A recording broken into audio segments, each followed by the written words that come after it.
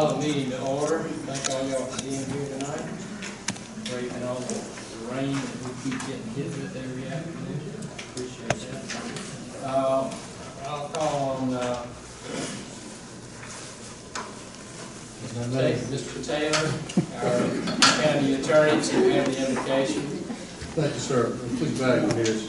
Dear Heavenly Father, we thank you for this day. We thank you for all the many other many blessings that we have and that you bestow upon us. We thank you for our lives and itself, and the privilege that we have to live in this country, in this state, in this county. We pray that you would bless those that are in need of your healing hand, and that you would provide that healing and comfort to them. We pray that tonight that all we do will be favorable in your sight, and you bless us, and that you keep us safe. In Christ's name we pray. Amen. Now call on Linda Dawson to lead us in the Pledge of Allegiance. Pledge allegiance to the flag of the United States of America and to the republic for which it stands, one nation, under God, indivisible, with liberty and justice for all.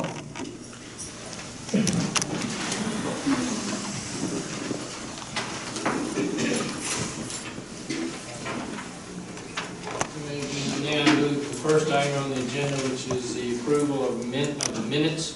Move to approve. Second. Motion for approval. Any second? Any discussion? Nancy, I'd like to ask for an addition. Please, I apologize for my voice. In paragraph 6B, regarding the financial statement, if you could just insert the commissioner's name who asked for that information on the report, please. That was you. Thank you. Okay, sure. All right. Any other discussion or corrections? All in favor, please signify by raising your hand. Motion carries. Appearance of citizens, Nancy Ann. No, sir.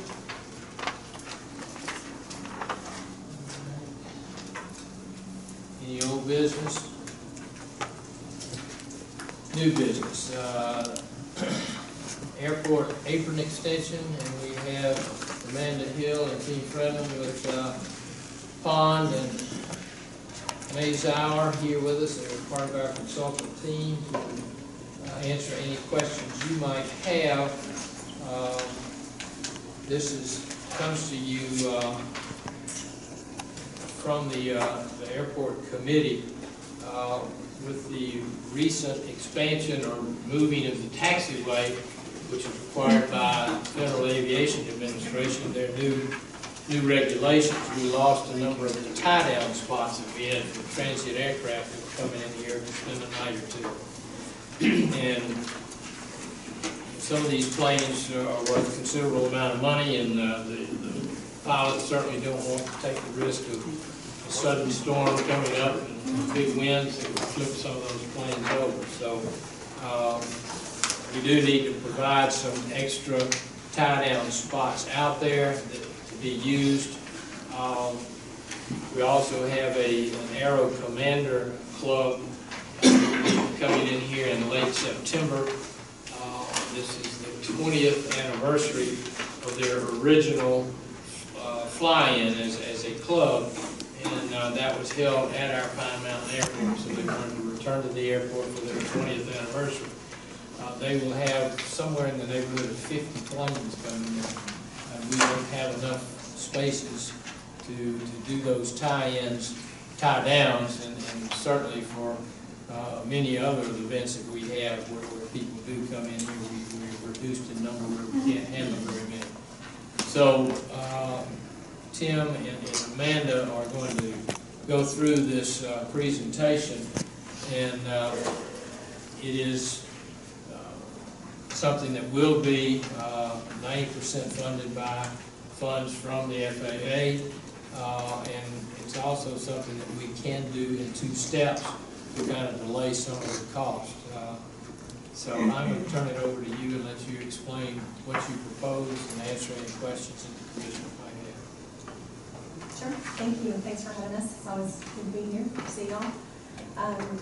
Harry, you described it pretty accurately. It's an apron expansion for additional tie downs to provide some relief to the existing apron space and parking space that's out there now. I think we have some pictures and some anecdotes of some recent days where there has been a lot of activity out there, and there just hasn't been a lot of circulation space for new aircraft coming in to park for an hour or for the day, or to pick up fuel and be on their way. And we certainly, you know, with the momentum that y'all have going, we certainly think that that's going to continue, that sort of activity, and in the peak periods out there.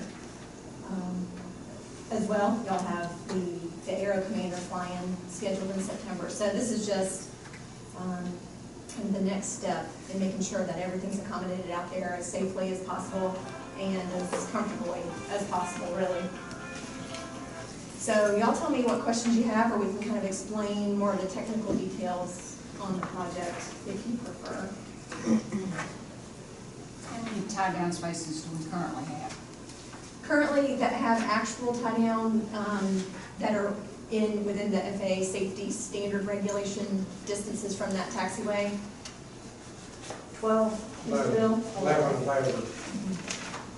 And those are for typical small single or smaller twin engine aircraft. So when a larger corporate jet or a larger turboprop comes in, they take up more than one space width. And the cost of this project, according to my paperwork, is close to $800,000. Total for 2 phases. And that's a high-level planning What do you estimate. plan to do in the first phase? First phase is design, for sure. And then the grading, facing, which is basically the rocks under the small level of pavement. I'll let Tim talk more of the technical engineering details on that. So there's a couple of things that this project would accomplish, and what I've handed you is an update. I believe you would probably receive something in your packets earlier before the meeting, but this has just been refined a little bit further. So the first phase would basically regrade this area. Right now, the taxiway slopes off, and so it's a little bit of a low spot between the taxiway and Sky Meadow Drive. This area is also subject to all the rain that you've been receiving, an area of flooding. You actually have water that comes up and I guess gets in and around the fuel tanks. What this project will do in the first phase, it will fill to the required elevation to meet the grade requirement to make this connection to this taxiway through. So it's earthwork, it's regrading and drainage improvements, and then base course, which is basically stone aggregate. That's the kind of the base, the strength layer of what will be a future pavement section. And then over the top of that, to lock it down and provide a wearing course is a product that's referred to as TBST. It's called double bituminous surface treatment. It's basically a layer of bituminous asphalt aggregate, another layer of bitumen, and more aggregate. What it does is it locks down the aggregate rock, allows you to function and park aircraft on it. The idea would be to come in as a second phase, either in the spring or at the time best suited to the county, and apply that asphalt layer. Both projects are all within the guidelines of FAA approvable funding for reimbursement. It's ultimately an apron expansion. We're just trying to structure it, one, so it can be responsive to the needs of the airport for the fly-in, and also the needs of additional tie-down spaces, but to kind of defer the more expensive asphalt treatment for a later date. I mentioned the drainage concern. Before I get into the project, actually benefits the airport because of a bottleneck in your drainage system, and you have this exhibit as well. So you have all of this area that's contributing to surface flow. It's running towards Sky Meadow Drive. The property north of Sky Meadow Drive has a single outlet point that drains for that whole end of the airport. And what happens is all this water on this side of the airfield comes through a single pipe right here. To give you an order of magnitude difference, the project that just reconstructed your taxiway put in 2 larger pipes, elliptical, and they're easily twice the volume in each pipe. So you've got this one tiny pipe that is the bottleneck that's causing all that water to stack up when Bill mentioned is flooding at the airport. That's the cause of it. So what would happen is we would fill this area and then resize those pipes probably with two similar sized pipes from the taxiway project. Create a temporary pond for that water to run into, so we're not discharging it off the site. That avoids any permitting issues and long-term environmental issues. That also gives us a chance to balance the site. So again, trying to look at costs, trying to look at ways to make this an expedient but affordable project for the county. Whenever we can fill an area with a much shorter haul route, that's going to reduce your pricing as well. But that's essentially what phase one is filling this area, which is a low spot, grading it up to the level that it needs to be, and then finishing that surface. When would you anticipate phase one being completed? We have been talking to the contractor that currently is engaged on the taxiway and taxi lanes project, looking at opportunities to engage him as a modification to his contract so he can roll that in. Our goal would be to have the DVST layer in place in time for that flight. You got to bring in dirt. We currently, and we have to get the surveyor out to verify, but we did an earthwork calculation today based on the contours and the information that we currently have. And between the pond and the site, we're showing that we're in net cut, which means we have actually excess fill. But as we get more survey information, we would be able to define where we needed to get additional, surface fill from up here just to balance. You mentioned that the pond is temporary. What is the permanent solution of holding that water? Well, I wanted to say temporary because of, if I can orient you to the other drawing you guys have, which is the overall of the airport in the future, the realignment of the inbound road. What will happen over time, there's an opportunity for this to be developed as apron space or hangars and other amenities for the airport. Ideally, you don't want to have a pond in the middle of all those activities. So what would happen is it becomes an ideal source for borrowing that fill outside of the boundaries of current airport operations. But as this becomes a project and it's programmed, you decide how you want to develop it, hangars or again, apron, possibly relocate the terminal building. There's any number of possibilities, but when I say temporary, I don't mean months. It's more of at some point in the future of your airport, we would anticipate that pond would be filled and that area would become Do we anticipate that the project will come in at the estimated cost, and we're going to have cost of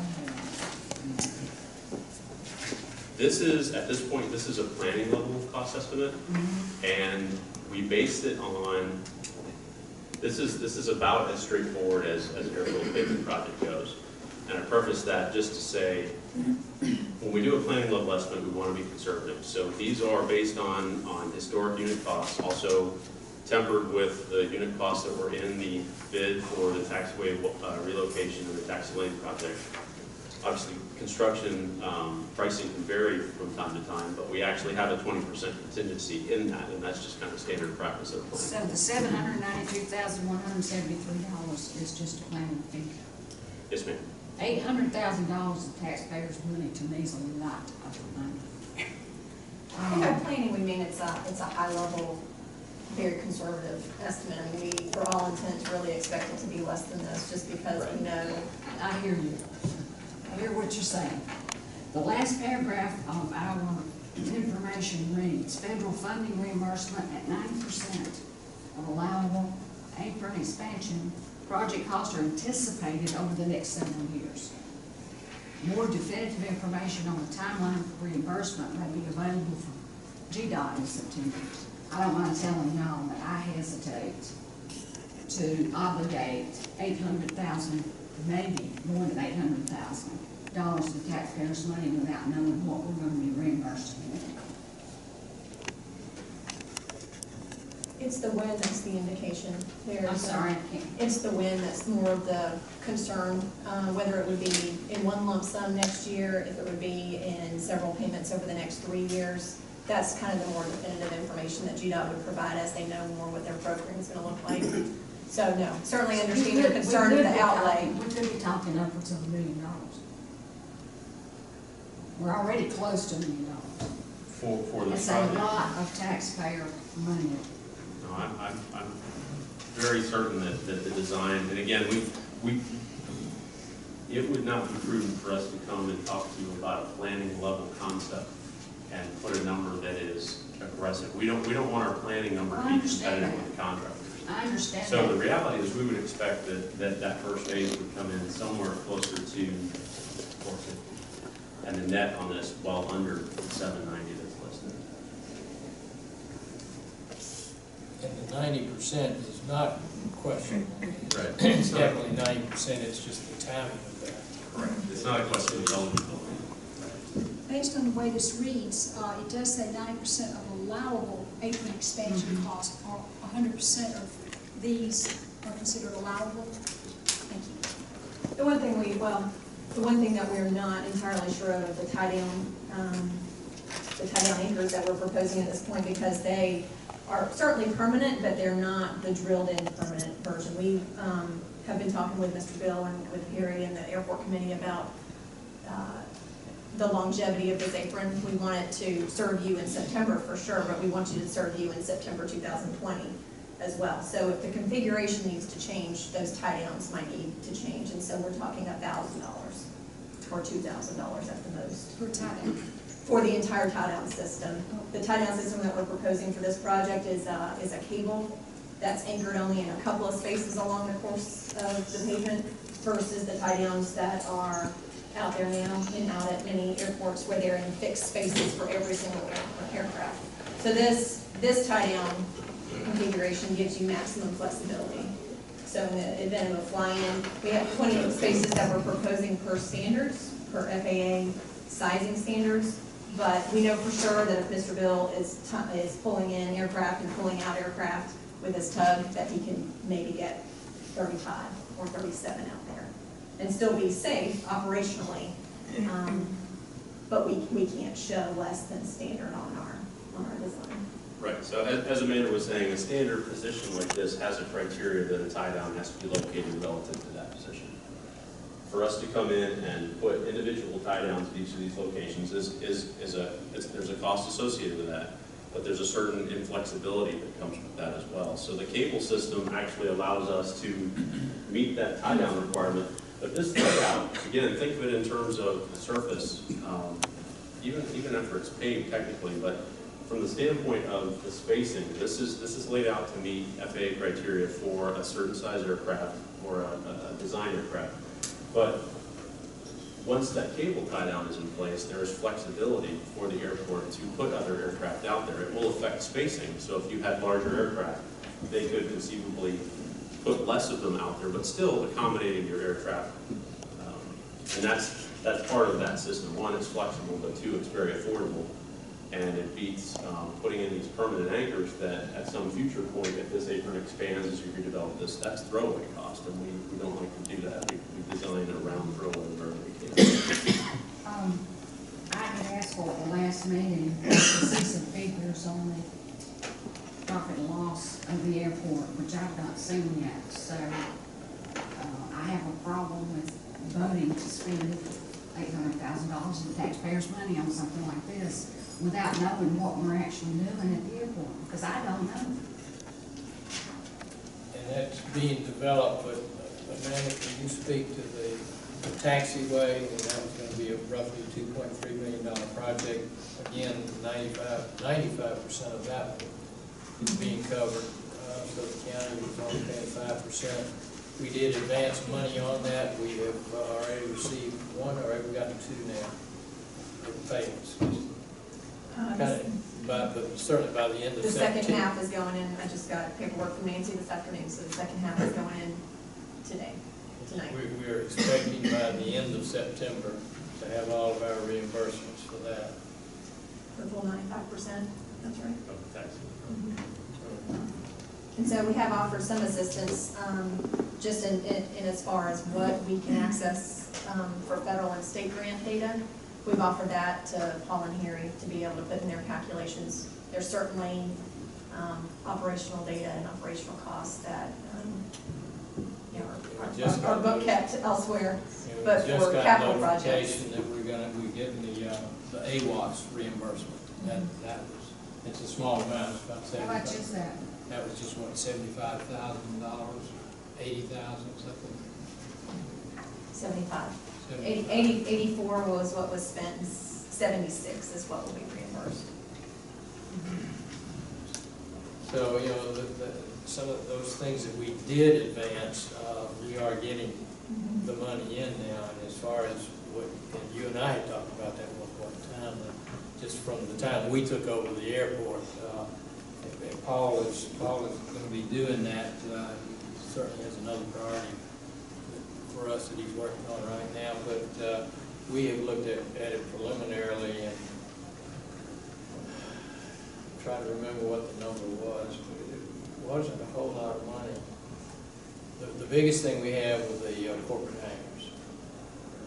And that's 1.1 million, with expected reimbursement of 180. But hangars typically are not eligible for reimbursement. 180,000. But the foundations are. So the foundations are about $180,000 for reimbursement. The site work for the taxi lanes and the grading and drainage associated with the hangar development site, the contract amount was $640,000, but we've come in under. We're still trying to tally the final amounts, but we think we're about $50,000 under for that entire project, and then that'll be 90% reimbursement. So about $560,000 or so. See, I keep hearing we think and then we anticipate, and that bothers me a little bit. The amount that has been approved, the contract amount with the county for the hangar development site work was $643,000. The amount that was approved for reimbursement eligibility is $579,000. But because construction contracts are line item, if a line item is not used, for example, if 100 tons of asphalt was contracted but 99 tons was used, you only get paid for 99. So that's where we're still working through that final pay request, trying to figure out the final line items and what will be eligible. The maximum that will be reimbursed is $579,000 for that hangar site work. So again, that's not a question of certainty on the money coming back to the county. It's certainly coming back, but anytime we close out a project, I think the taxiway project had maybe 70 line items, maybe 60 line items, and each of those get tracked separately. In that final closeout document, that's where we balance all the dollars and cents against what the actual expenditure for that project was. And that's where the uncertainty is. It's just in that closeout. It's not a question of certainty on money being reimbursed. Well, I hope y'all realize that I think the airport's a gem in Harris County. I really do. But I have a real concern in voting to approve to use $800,000 when I haven't seen any figures from the airport. And I've been a commissioner for 6 years. And I've asked for those figures and I still have not seen them.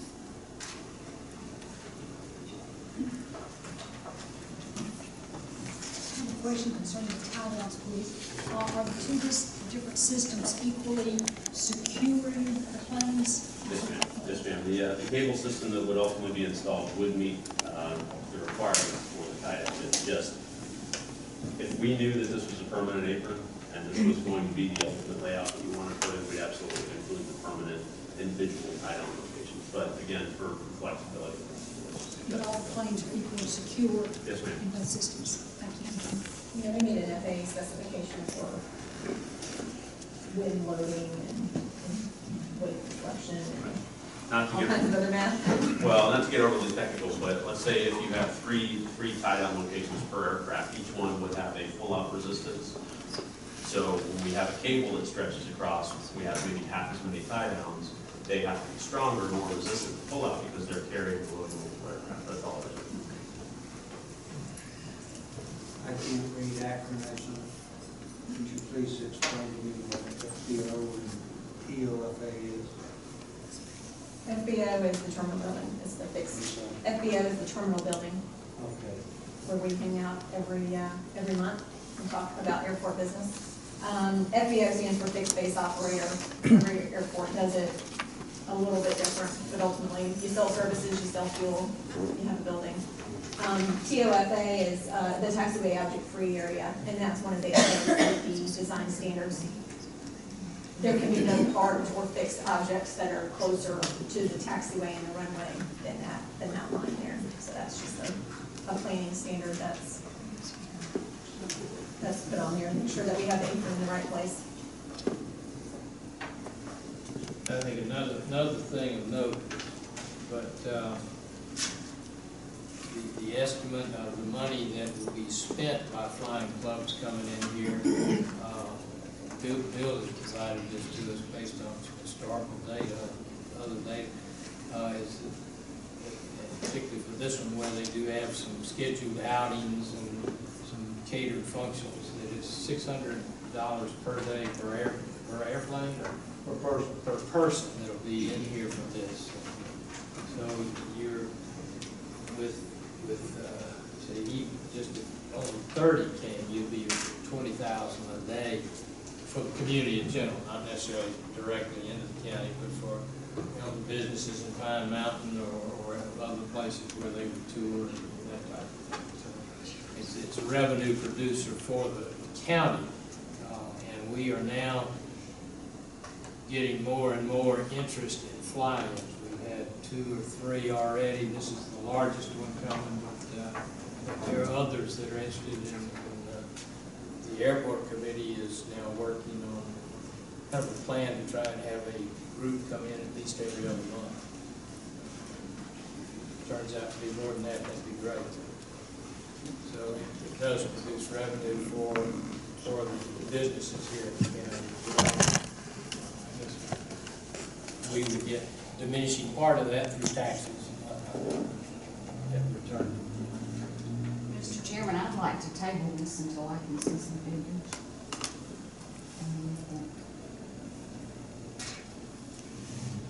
Well, you're certainly welcome to do that. Table it. Maybe having the thing prepared in time for flying. Paul, have you done? You're hiding behind us. Have you done any preliminary? I know you had looked at some of the numbers for the airport, but how long do you think it would take you to get that done? We could probably do it in a couple of days, probably. I mean, to get the history since we've taken over the airport and the amount of costs involved and the revenue secured, probably somewhere in that range. If I could go, 100% of my time on it. Okay. I realize it means you have to pull off the other one. Yeah.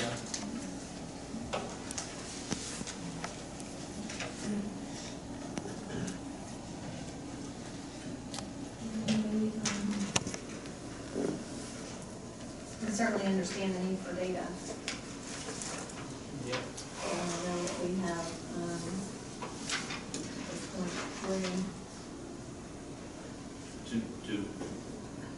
To make the commitment for having this in place.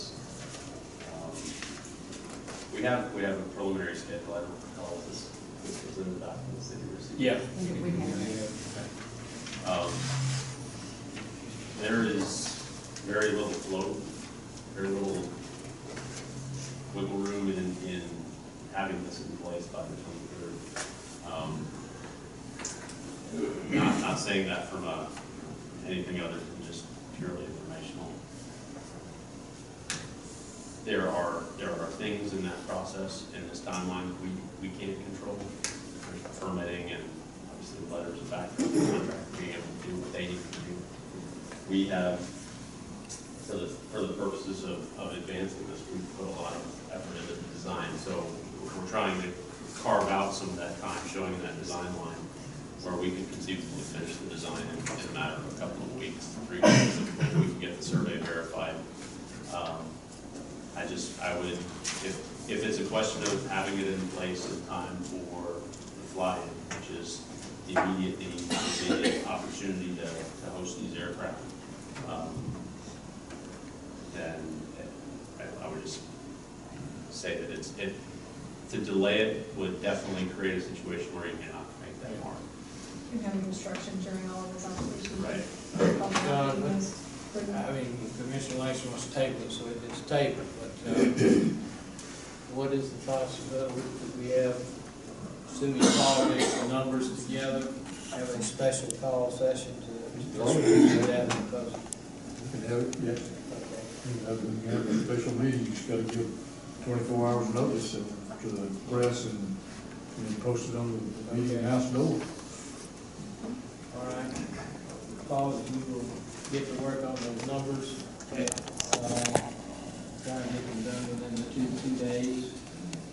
Then we can deal with the other. Another question, who will be doing the grant work? Is that contracted out, is that the figure here of 81,000? Yes, the figure, as we, again, trying to be conservative, we were planning on a contractor doing it, understanding the county has resources as well.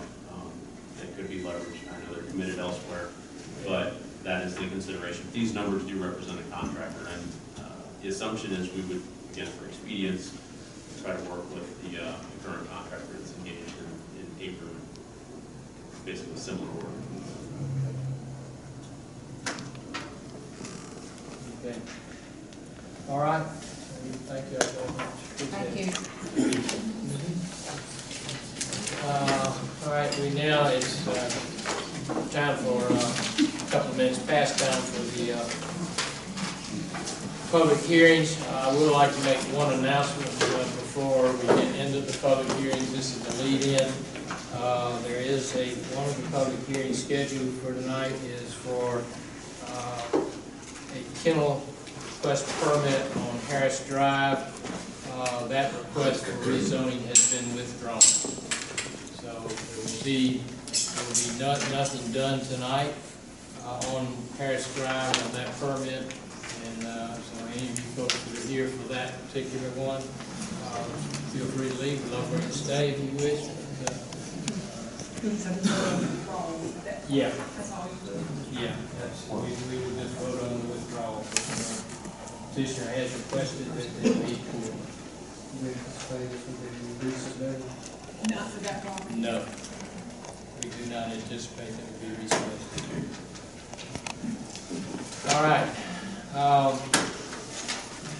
So we will enter into the public hearings. We have, with that one withdrawn, we have 4 others tonight.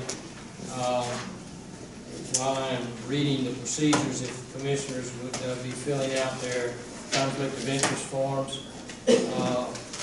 I will first read the application, then the applicant or his or her representative will make their presentation as to what they wish to be done. As soon as they are finished, we will then ask for any comments from citizens who may be in favor of that application. As soon as everyone who wants to speak has spoken in favor of that application, there will be no more comments from citizens on that, but it will then be followed by citizens with opposition to that procedure, to that request. After all of those have been heard, then the petitioner or his or her representative will have time for a summary, rebuttal, or any final comments which they may wish to make. Citizens cannot make any comments on those. After those are made, commissioners will then ask questions. We will close the public hearing and take action. And as we mentioned, we will have to just vote on the Harris Drive, and we will have to vote to approve the withdrawal. The first zoning application is from Carl Derhams, 584 B Street, Pine Mountain Valley, Georgia. The location of the property is 217 K Street, Pine Mountain Valley, Georgia. Request to rezone 5.91 acres of land lot 201, land district 21, map 071, parcel 074. It is currently zoned M1 light manufacturing. They're requesting to zone it to A1, which is general agricultural forestry. The present use is not light manufacturing, it's now a residence and farm, and that is the proposed use. But they just want to pull it into conformity with what it's actually being used for now and in conformity with the surrounding property. The planner recommended approval, and the planning commission, when they heard this, also recommended approval with no conditions. So So I will, Mr. Durham's here. Yes, sir, how are you? All right, just fine. If you would come forward, state your name and address. My name is Carl Durhams, and I live at 584 B Street, High Mountain Valley. All right, Mr. Durham, and if you would, just please tell us what you want to do. Okay, first of all, I'd like to make an observation to you if I could. And it doesn't affect y'all, but it's, the first time I came to a commission meeting was in the old courthouse, and it was held in a little room, and the commissioners sat around in chairs that had a spit tomb in the middle of the floor, and they had a lamp hanging from the ceiling with a wire. And I think y'all have done a little bit better. Thank you, Mr. Durham. Well, anyway, I've owned this property for a number of years, and never did any manufacturing there, and I'd just like to rezone it. All right, sir, and nothing changes. No, sir. Okay. All right, that all the comments you want to make at this point in time? Yes, sir. Okay. All right, then I will, any citizens here that wish to speak in support of his application to rezone this to A1? I want her to talk about it, too. If you wish to speak, please come forward, state Well, your of name. course I wish to speak. Now that you talk about it. We've lived here for quite a number of years, and this is a beautiful place. We have loved it. Our family has enjoyed it. Our boys grew up here. And we just want to further the progress of Harris County, and I think zoning this residential will do that. All right. Thank you very much. You're welcome. Anyone else wish to speak in favor of this application? Anyone else? All right. Those wishing to speak in favor have been heard from. Anyone wish to speak in opposition? Anyone in opposition at all? No one in opposition.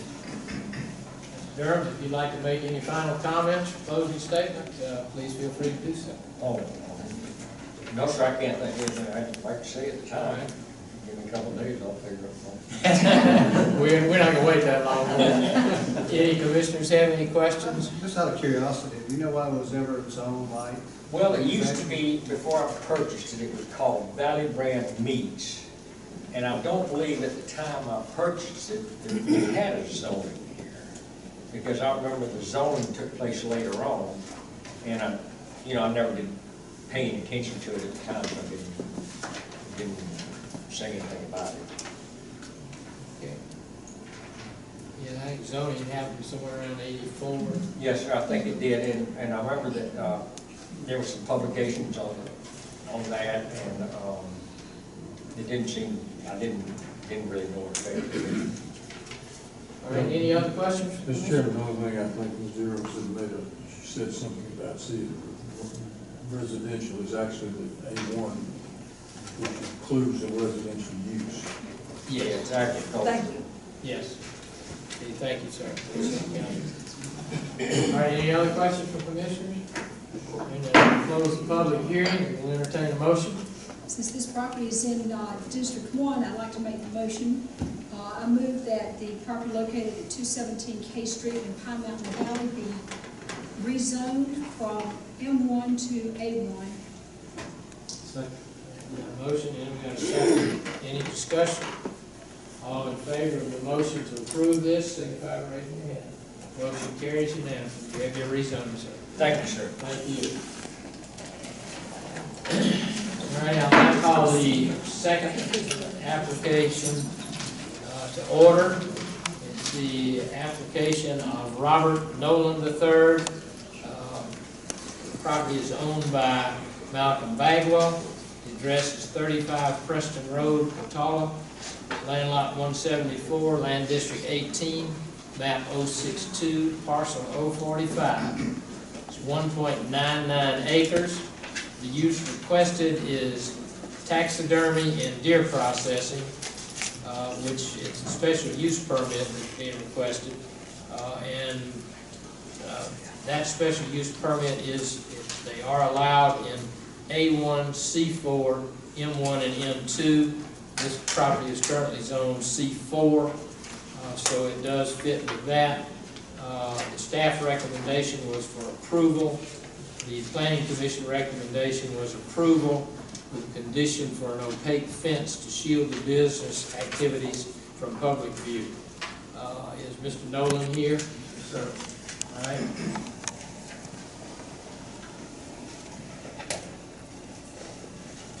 How y'all doing this evening? Doing well. You, sir. You state your name and your address, please. My name is Robert Nolan. I live on Air Park Road in Waverly Hall. I have lived with Air County for about 25 years now. All right. Tell us what you want to do. I would like to open up your processing / tax business. It'll be family owned. We're going to call it Circle Inn for Nolan. That way we can keep it in the family and it'll be here for a long time. All right, sir. Do you have, maybe I'll just allow this as part of, again, and the requested approval from the planning commission was an opaque fence to shield business activities from public view. Now, I don't imagine that. Tell me what you think that means or what any discussion. Our plan is just a wooden privacy fence, and definitely we're kind of in a hole right there, so we're going to take it to consideration the level of the highway, but we're just going to privacy fence it across the front, whichever level we need to accommodate for the site. Okay. And will it be the whole building that's there that you do that, or just No, where sir. you're No, actually sir. doing Just the? the buildings here, and we'll be skinning, and our walk-in cooler will be on the right-hand side. That's so the we'll part you shield the screen. right side.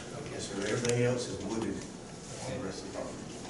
For those citizens who might not be aware of, this is across from the Catawba Post Office, used to be the veterinary clinic, and then was And many a of poodle those. grooming thing. That's the property in question. All right, you got any other comments you want to make at this time? Yes, sir. All right, I will then hear from any citizens who wish to speak in favor of this application. Any citizens who wish to speak in favor? All right, are there any citizens here who wish to speak in opposition to this application? Any in opposition? All right, any closing remarks? Sounds good to me, ready to work. All right, I will, commissioners, do you have any questions of Mr. Nolan? Bobby, it says in the application that the building is currently vacant. Yes, sir. Do you know how long it's been vacant? About 3 months. No opening there. It's a dog grooming place. It's pet grooming and kennel, I guess. Yes, sir. So it was used to having an affiliation with animals. Yes, sir. Yes, sir. When I first moved here, it was Black Dollar Hawk. Veterinary Clinic, Fred Blackmore, had that operation. It's also been a liquor store and a gun shop and a bunch of other things. Yeah. All right, any other questions? I have a comment. I'm very happy that there wasn't some comment made between taxidermy and veterinary medicine.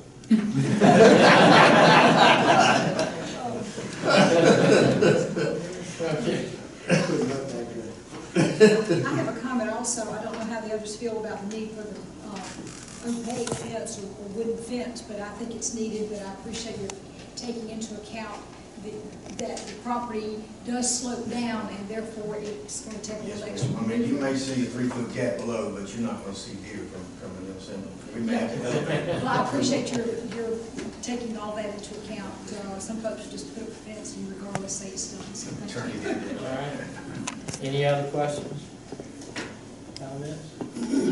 I'll close the public hearing, entertain a motion, and in my district, I will make a motion that we approve this rezoning from C4, or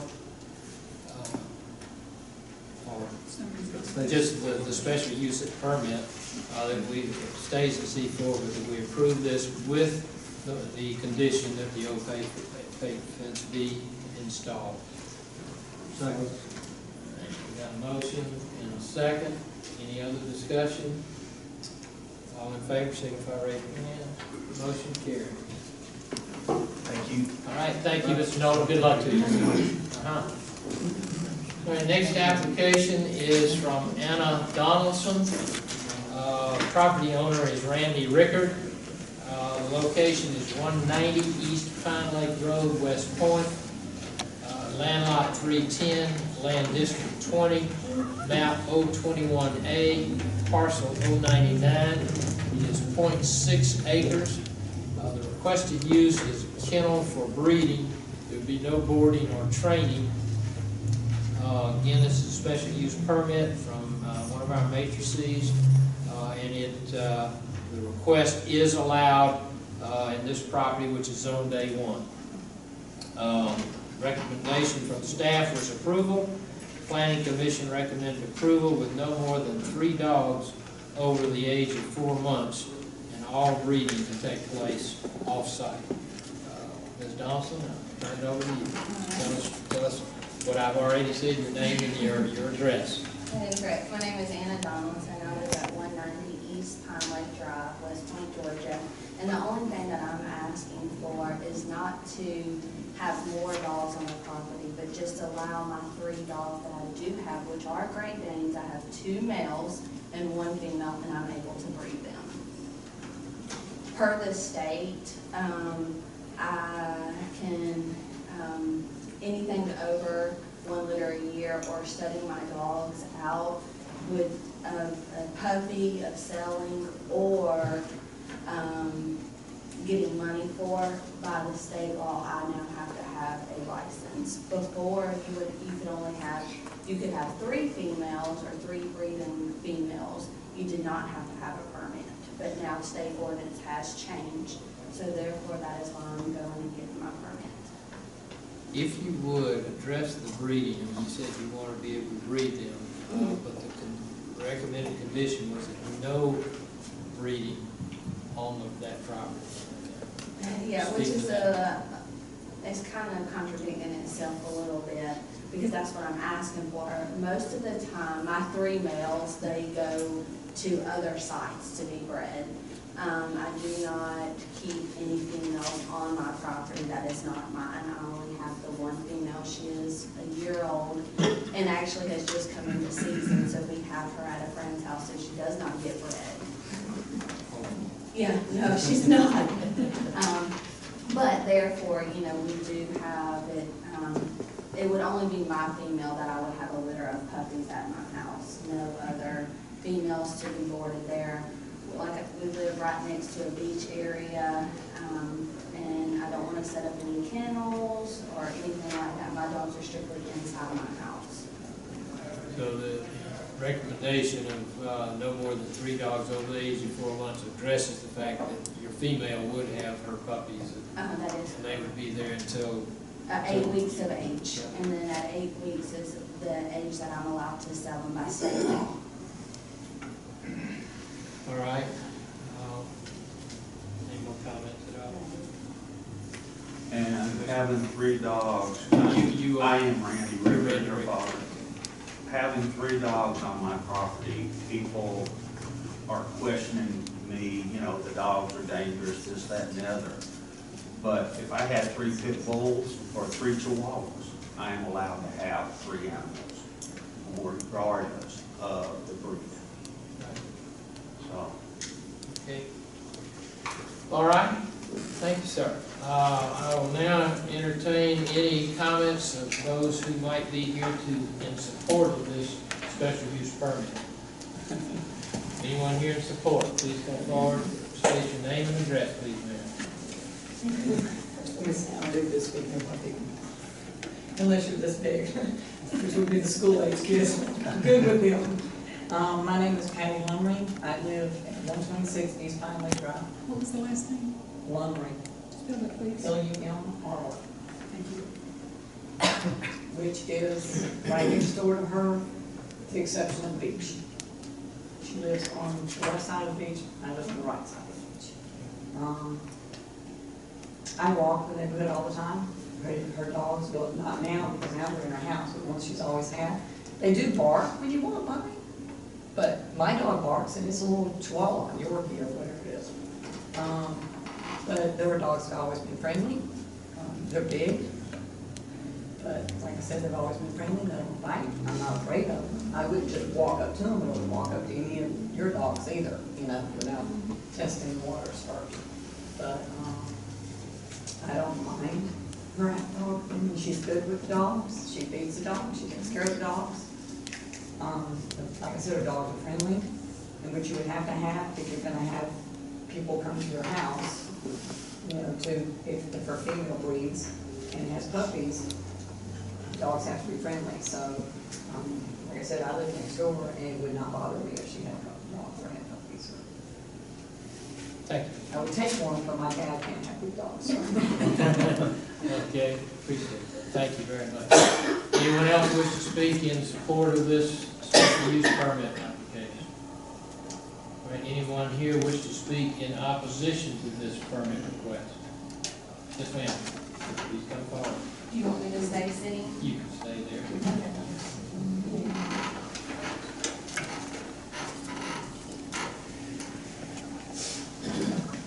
My name is Mary Lane Thompson. I live at 1541 West Pine Lake Drive, which is directly across the lake from Anna's father's home. Okay.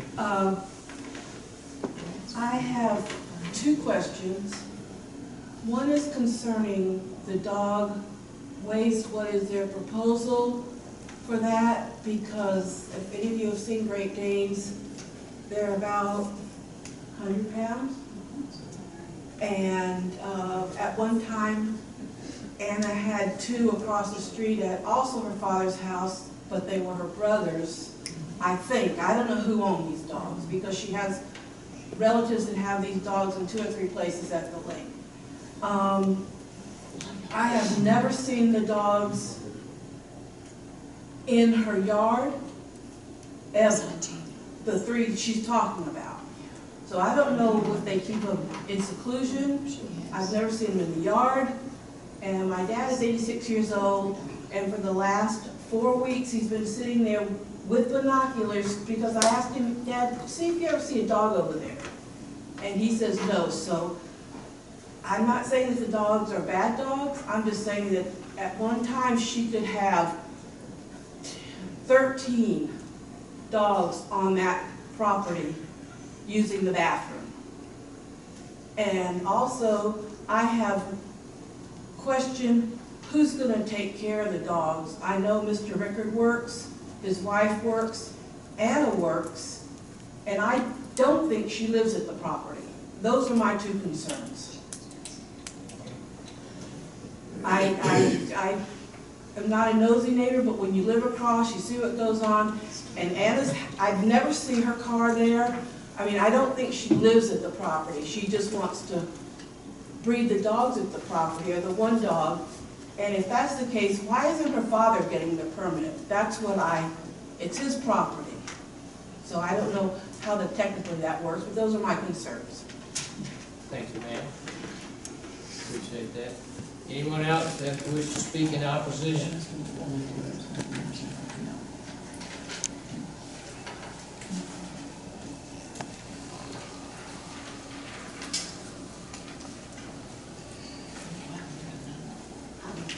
My name is Elaine Majors. I live at 318 East Pine Lake Drive.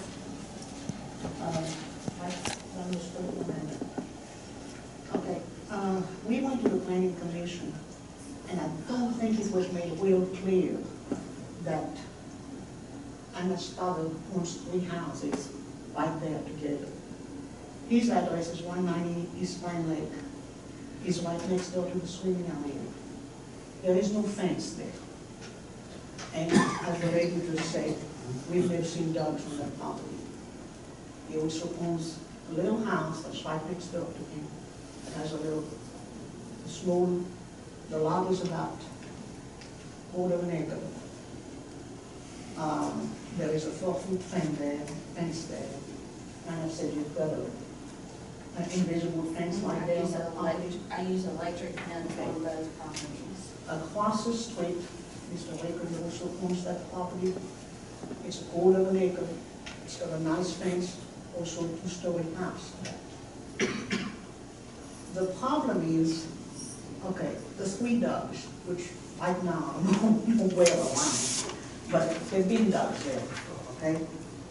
It's a quarter of an acre. No, that's the only place really where they can put the dogs, is where there is a nice big fence around the yard. On a quarter of an acre with a house standing in the middle, I'm coming back to what this lady said. It's an awful lot of dog waste. 3 Great Danes plus puppies once a year. We're not talking about little Chihuahua puppies, we're talking about big puppies.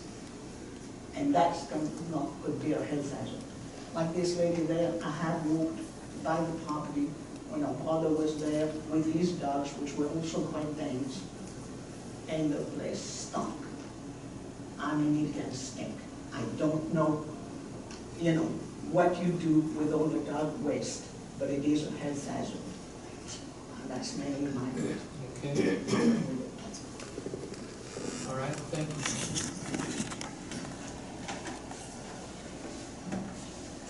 Anyone else wish to speak in opposition?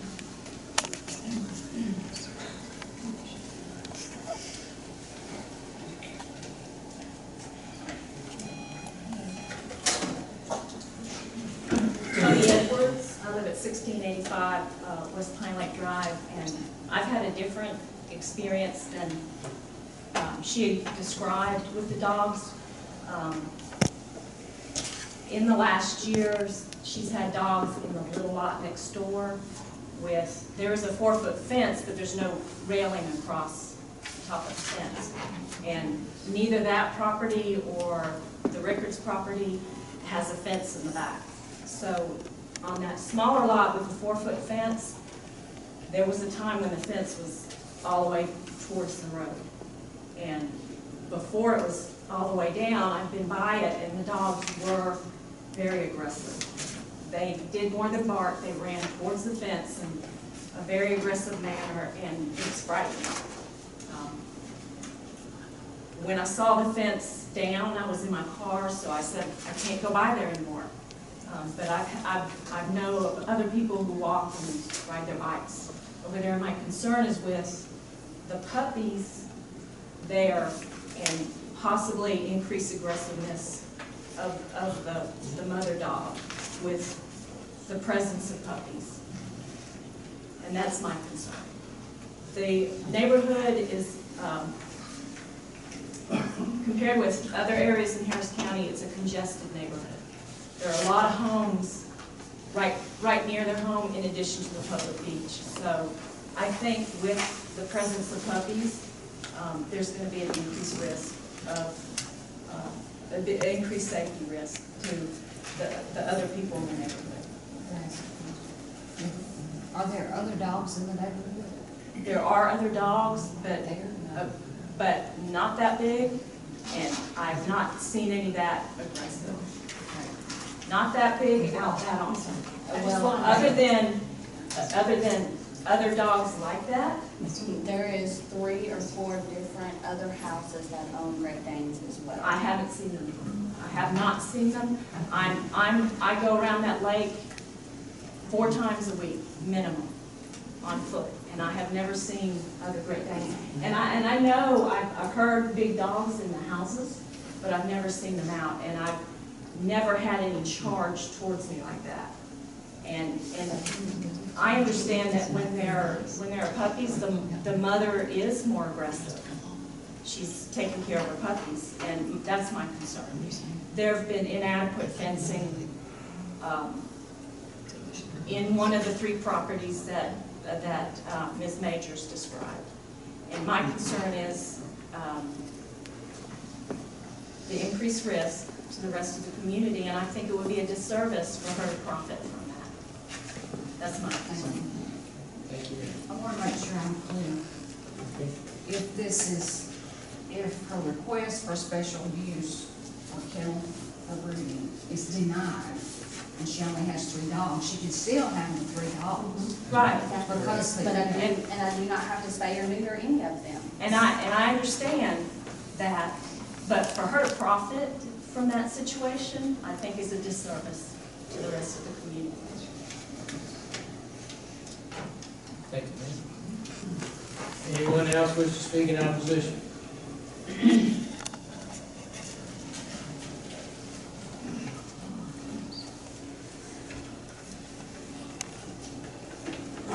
Majors, I live at 318 East Pine Lake Drive.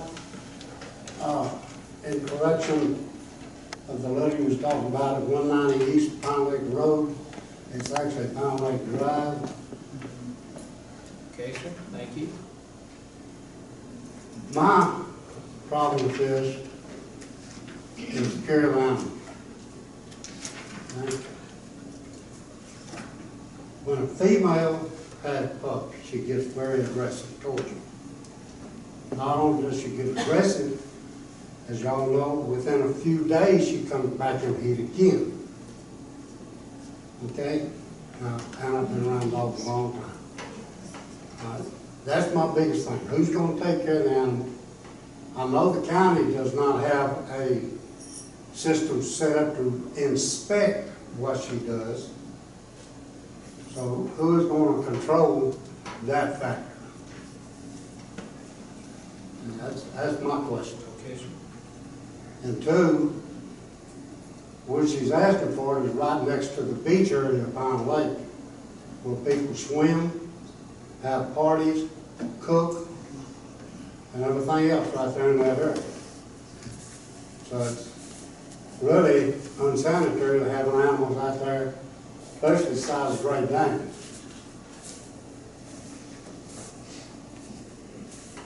All right, sir. Thank you very much. Anyone else wish to speak in opposition? Anyone else in opposition?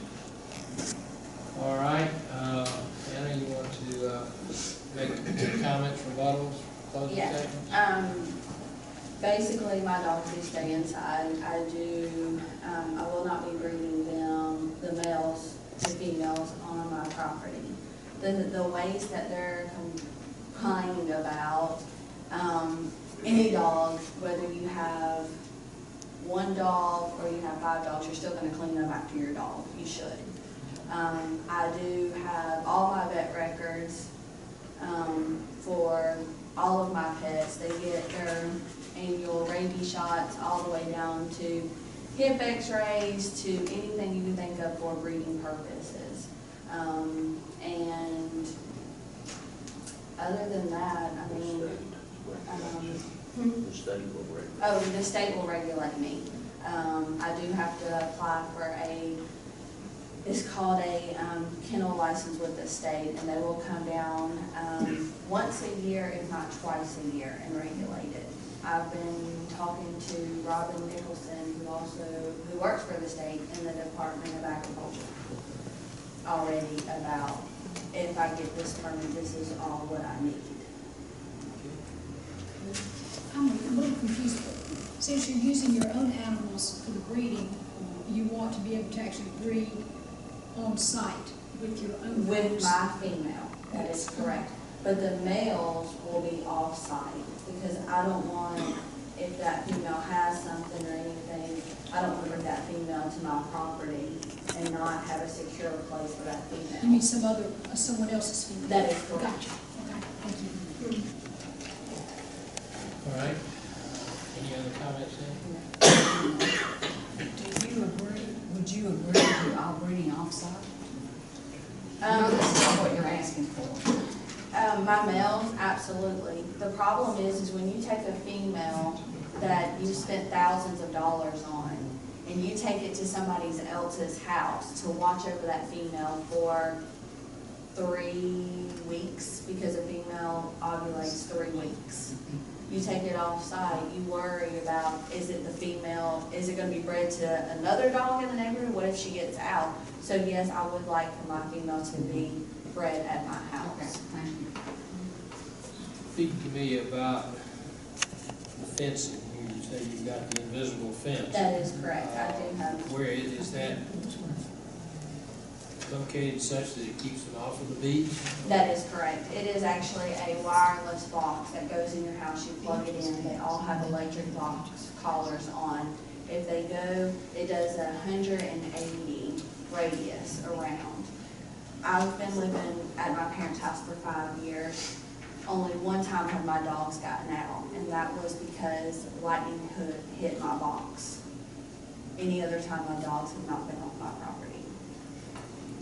How how far from the property line does that fence keep your dogs? Oh, I can't even tell you, like, as far as measurements and all, because what we ended up doing is we put, the house sits here, the beach sits here, and we put the box on this side of the property in the basement. Okay, so the dogs are not allowed on the side of the house that's next to the beach? That is correct. It's very, I mean, if it is, it's just a little bit on there, but not much. They always stick to the other side. Thank you. Any other questions from commissioners? Call the public hearing closed. Entertain a motion. I'll make the motion. I move that the special use permit be approved with the condition that no more than 3 dogs over the age of 4 months should be allowed, and there'll be no breeding on site except for the applicant's own personal dogs, own personal female. I'll second that. All right, we got a motion and a second. Discussion. You did say the maximum three dollars. I intend for it to be. Okay. All right, no discussion then? All in favor, signify by raising your hand. This has been going on for about 2 days. That I had a little problem with. I realized that you like to maintain control over your female dog, that's going to use a different word. As far as breeding, however, I haul horses all over the country, in various other facilities. And breed no mares on my farm. And so that was just my thought. All right, any other comments or discussion from the commission? All right, we have a motion to approve it with the conditions as stated. All in favor of that motion, please signify by raising your hand. Opposed? Motion carries. Thank you, Pam, appreciate it. The next is another special use permit application from William Woodham, 1448 C Street, Pine Mountain Valley, lot 247, land district 21, map 072, parcel 012. It's a total of 29.22 acres. The use requested is for private kennel and agricultural. Uses are permitted in A1 and C4. The property is zoned A1. The Planning Commission recommends disapproval. The staff recommended approval. Ms. Woodham.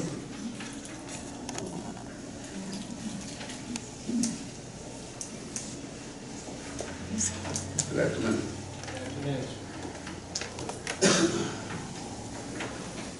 My name is William Leon Woodham. I reside at 1448 6th Street, Pine Mountain Valley, Georgia. I'm here trying to keep my hound dog. I understand that there's a nuisance of barking, and I'd like to rectify that. I propose to put up a privacy fence to buffer the sound away from my neighbors. I want to be a good neighbor. I want to live in Harris County, this is my home. But I want to get along with my neighbors, it's important. And all I'm asking is that y'all allow me to put up a buffer, see if I can control the sound. Working on the dogs, but I got 5 that are little mates. They'll be a year old the 23rd of this month. Moving from town in Columbus, Georgia, out to Harris County, County. We were allowed 5 dogs in Columbus, in town, in the neighborhood. I come out here, I'm not aware of the new ordinances and rules. So I come out here, a happy camper, I'm coming home, we'll have the hounds. My grandson's gonna learn what I learned. My son, 2 months, my grandson, 2 months. My wife used to, she used to say, well, can't. My daughter-in-law couldn't hunt. My daughter couldn't hunt. My granddaughter couldn't hunt. We all couldn't hunt. I understand that hounds are normally louder than most of your dogs. Well, that's an attribute to the hound. But to a neighbor, it's not good because it's louder. And I understand that. So what I'm proposing, like I said, is a barrier wall.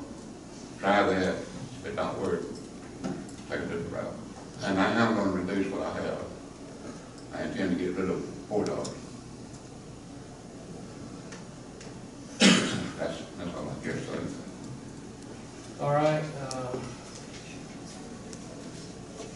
11 dogs, is this what it? Yes. Okay. All right, are there any citizens here who wish to speak in support of Mr. Woodham's special use permit request? Any here wish to speak in support? Are there any citizens? Yes, sir.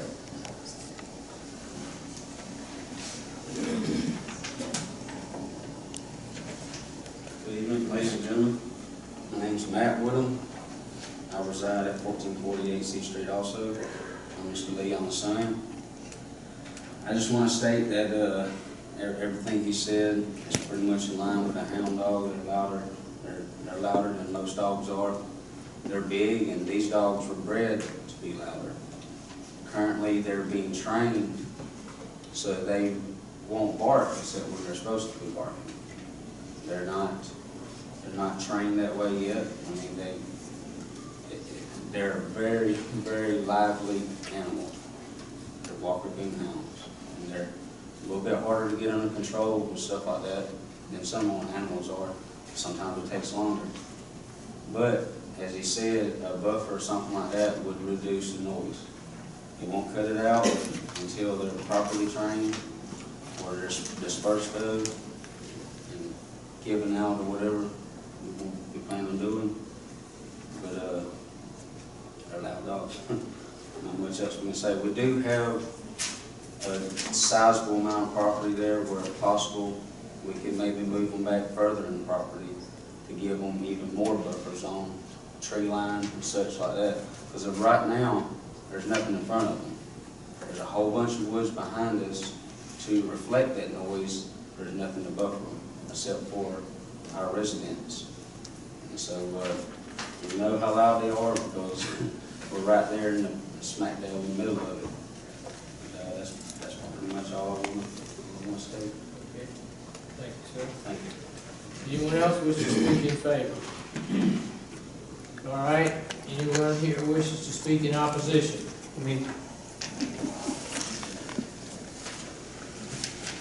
Hey guys, my name's Scott Stokes. I live at 1028 Orchard Road, which is approximately 3/4 of a mile from Mr. Woodham. I live, y'all know what Orchard Road is, just a dirt road that connects to old Highway 354. So my property faces the state park. So if you can imagine, we live down in a bowl, right? You got me? So what happens is he lives, I took it off by GPS on Google Earth, and he lives over there by Central Church, the church on the other side of the street. So there is woods between us. Like I said, there's 3/4 of a mile. When I get up in the mornings, 6 o'clock, 6:30, dogs barking all day long, non-stop, 12 o'clock at night. I want to sit on the back porch, read a book, can't do it, dogs barking. Want to cook on our grill, dogs barking. I go out in the morning to feed my chickens, dogs barking. It is not, he says loud, it's not loud, it's obnoxious. I mean, when I go, we have to put fans on at night now. Like you remember, 3/4 of a mile. We got to put fans on in our bedroom so we can go to bed. That's how loud they are. You know, and I get it. We all live out here. We all move out in the country, so, you know, we don't have to be disturbed by other people. And I'm the biggest supporter of property rights, decision rights a man you will ever meet. But when one man's hobby infringes upon my property rights, and that's all I can listen to, that's not right, and that's not fair. I mean, you can hear Kegels in the valley from my house, and that's almost 3 miles. There's a home over at Kegels, and I get it. It employs people. It's and I put up with it. But to put up with dogs barking nonstop, incessantly, because a man's got a hobby, that's great, but he, you know, take it somewhere else and, you know, put him in another private kennel somewhere else. It shouldn't be allowed in the valley. It's just way too loud. You know, I guess you could compare it to just loud music, almost like having a rock and roll band, and it just being in front of your house nonstop, day in and day out. You can imagine what that would be like. My wife, she stays at home. I mean, and she'll tell you it's all day long, and it's not. The only time they ever hush is when they're home. So I don't think a privacy fence is going to fix it. If 3/4 of a mile and a bunch of woods between my house and his, and like I said, when they get to let a coyote bark at night, and it's on. I mean, it's all night then. I mean, and you can hear. I stood in my front yard, and you can hear them echo come back down the mountain. And I mean, it's just I don't know how else to put it. I'm just here to, again, to tell you guys how we see it on our side of the road. I don't think I have anything else. All right, I have a question, if I may. Yes, Has the barking reduced No. recently? No, ma'am. Not last week or so? No, ma'am. thank you, sir. Anyone else wish to speak in opposition? I am Christy Stokes. I'm married to Scott Stokes, and I live at 1028 Orchard Road. We actually have property all the way out to Highway 354, his neighbor, I guess you could speak. We are about 100 acres away, I guess, as a crow flies. I have video, and I've recorded the dogs barking at 11 o'clock at night. I've actually even posted on Facebook, and it is so loud. And we put on air conditioner on in our room at night so that we don't have to listen to it coming through our bedroom wall, because our bedroom is on that side as a crow flies. Things tend to amplify through the valley, but these are coon walking hound dogs. They are the loudest breed of dog that you could possibly own. And it sounds like Columbus, Muscogee County kennels. Have you ever been to the dog poundings in Columbus and heard the dogs? You can hear them before you even turn on the road. It sounds like it, and if you want to hear the video of what it sounds like at 11 o'clock at night at my house, normally you hear the whippoorwills, the coyotes. I can sometimes hear every now and then I can hear the Spears, their children playing in their pool, but very rare. But for some reason, those dogs are so loud, I can hear them over kegels or any other activity. The only thing that buggers them out is somebody cutting on their tractor. And I am very much an animal lover. I love dogs. I have Great Danes. I know we just had the big meeting about Great Danes. I own a Great Dane. I own horses. I have 10 of them. I love animals. I have 3 dogs in my house. And I believe in someone's rights with their animals. But like my husband said, when a hobby infringes upon my rights, I feel violated, and that is taken away from me. We have 70 acres. We're purchasing the land next to us, so we will have a total of 96 by the end of this week. We love the area we're in, and I don't want to feel like I should have to move to have some privacy or peace. I know dogs bark. Coyotes bark. That doesn't bother me. But when it's all day, I don't know how you sleep in your home. I just don't know how you sleep. It is so loud that it is just obscene. I wanted to originally go, when they first moved in, my Sheridan Heath that live out front on the front of the property, she called and said Michael Vick had moved in across the street because it was so loud, and I thought, she's kidding, no way. And it is so loud that you don't even want to sit outside at our swimming pool anymore, because that's all you hear, and you kind of get a little pissed off about it. And you just go inside and say, that's just ridiculous. I don't know how anybody can handle that. But if they were in a contained environment, trees, I have 100 acres of trees between us, easily, 3/4 of a mile. A fence is not going to buffer that. A mountain might buffer it, but a fence line is not going to buffer it.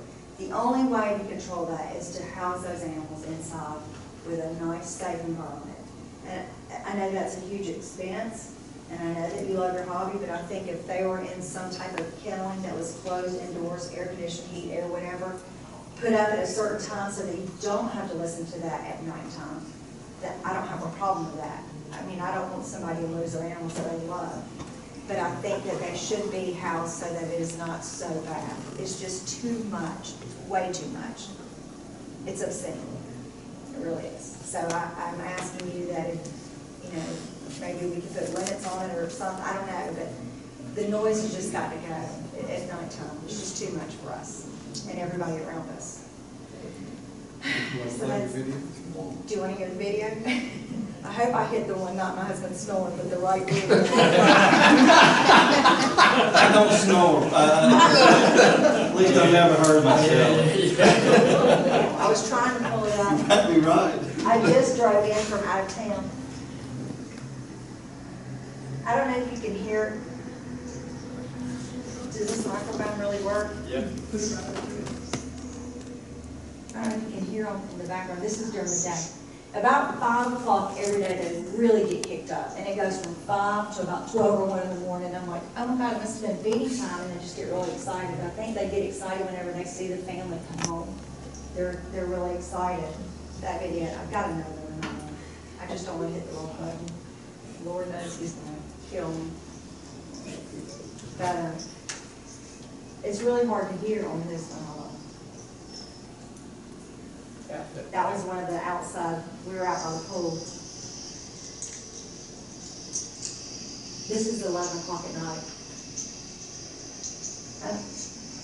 My dogs are hassling. My dogs get so excited. That mic, yeah, it's mine. Yeah, it's just so, it's picking up my hand moving.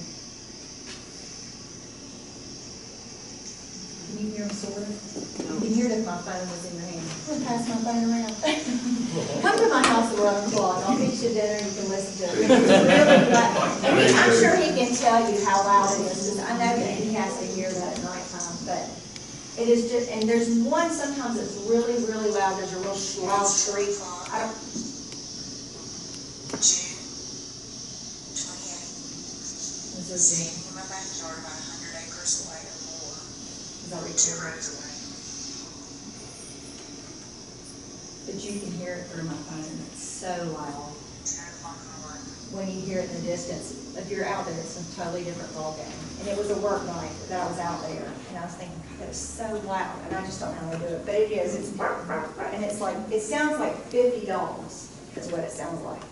I know that they said it was 11. I even called and asked Brian Williams that asked it, is it 16 dogs? Because somebody told me it was 16 dogs. It sounds like there's 20, and he said it was 11. But it sounds like about 20 or 30 dogs over there, and they are extremely loud. I welcome you to drive by any time of the day to listen, especially around 5 o'clock in the evening every day. It really gets picked up. So that's all I have to say. Thank you, Gary.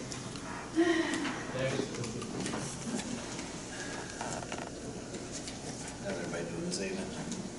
My name's Heath Emerson. I live at 1725 C Street, which is not directly across the street, but one lot over. And I just want to reiterate back what Stokes had said, that the dogs really are loud. You move out to the country for a peace and quiet, you know, and the dogs are just nonstop. And they're on average from 7 in the morning to around midnight. I usually get up around 5:30 in the morning, and you know, you don't get a whole lot of sleep there with the dogs barking constantly. And I mean, if they do go past midnight, I mean, which they can, and it's just really, you having to put noise features up to block the noise of the dogs and all. I mean, it's just a real big nuisance, you know. I mean, I'm a dog lover. I'm an ex-coon hunter. Been there, done that. Anybody knows coon dogs? They bark. They're bred to bark. They're bred to be loud. That's the only way the owners can point them out. And he can probably tell you every one of them by sound. And that's just the nature of coon hunting. But the fact of the matter is, they're loud and they're nonstop. All right, thank you, sir. Anyone else wish to speak in opposition? Anyone else? All right, Mr. Wood, you make any rebuttal or closing comments? I would just say that we have young dogs, which are the main problem with barking, that have come from the city to the country. We got armadillos running around. We have a wild cat that lives on the property that comes and aggravates the dogs and taunts them. We have other game coming up, possum and coon, and they will bark at them sometimes at night. But this saying that they bark 7, 20, 4 is about it. It's not true. A dog cannot bark that long and be that loud without tearing their larynx. Now, I agree, they bark, and they bark a lot. But they don't bark all day, and they don't bark all night. And they do get happy when people come home and it's feeding time. And there was some time there when we first moved out that we would train them at the house and exceeding barking. I mean, a lot of barking because we were training. And then we found out that there was a complaint. So we curtailed that. They're at the age now that they don't need the yard training. And I do think that a buffer will solve the problem. If I need to do some kind of enclosure and racket, I will. But again, I'm stating that I'm reducing the hound. I'm going to get rid of 4. September, the dog hauler, USDA dog hauler, that goes and transfers porch dogs all over southeast, up north, different areas of the country, are going to pick up 2 dogs. One's going to Ohio, one's going to Arkansas. And then I still have 2 more that I need to get rid of. And that'll leave me with 2 young hounds that are more under my control. Outside of that, the animals coming out, agitating the dogs, blind them with a buffer, buffering the sound, trying to get along with my neighbors. I'm trying to please everybody and still have some pleasure myself. I love them. Thank you, Mr. Wood. Commissioners, any questions or comments from Mr. Wood?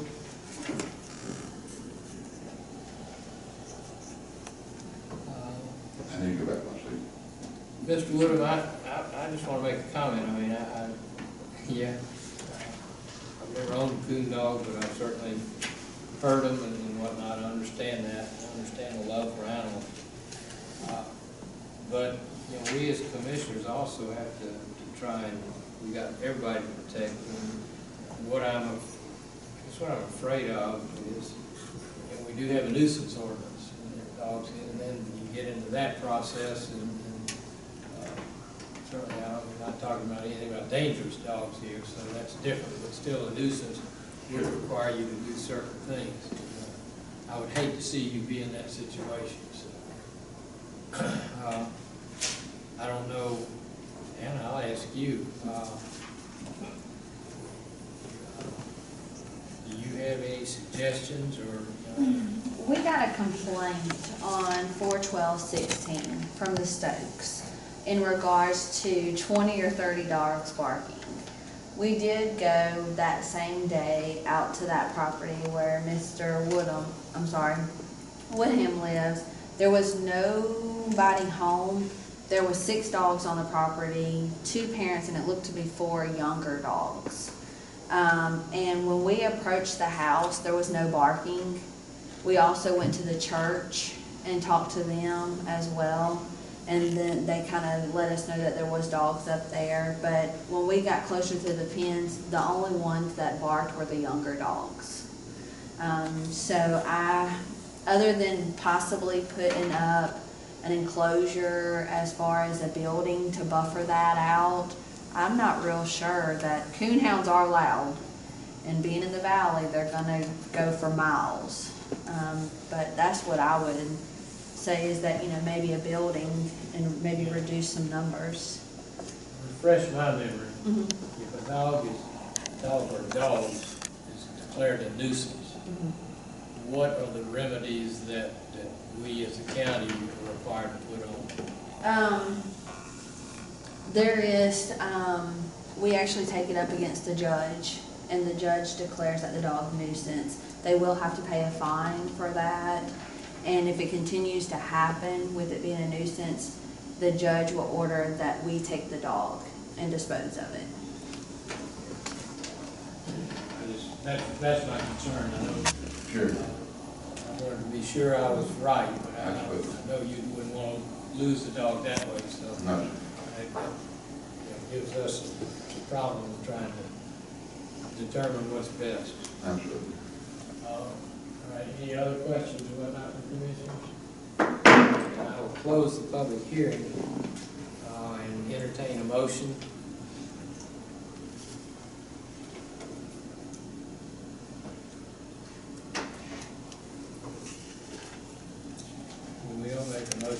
things we're all gonna have a hard time with.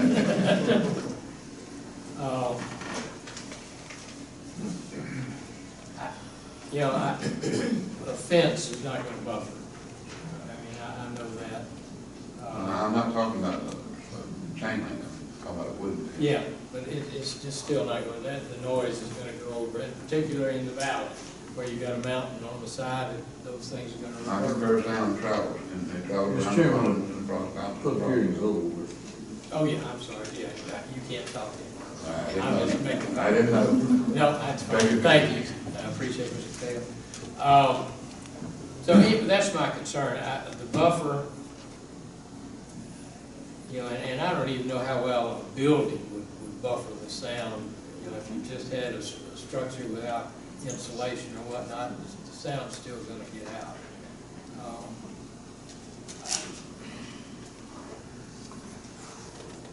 I just really, I don't know.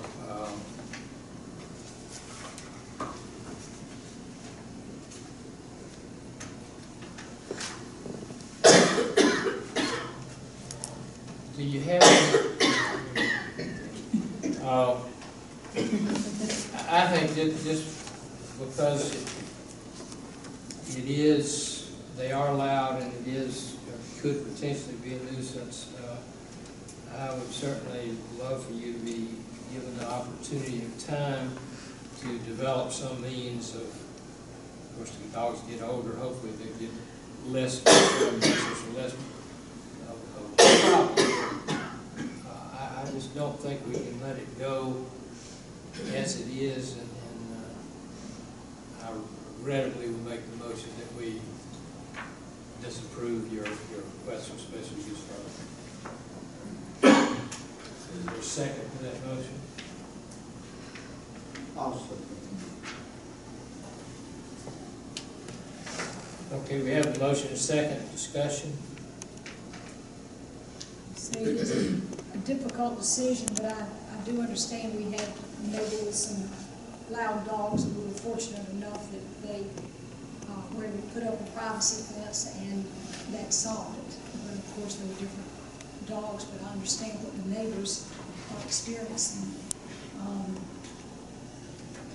But I'm afraid I feel that with the particular location and the particular type dogs and the number, the combination's just not the right fit. Mr. Chairman, he can still, under our ordinance, still have three. He can still have three, yes. Yes, he can. Still have three. He's even getting rid of four, he's still gonna have seven. So that doesn't help him a lot. Any other comments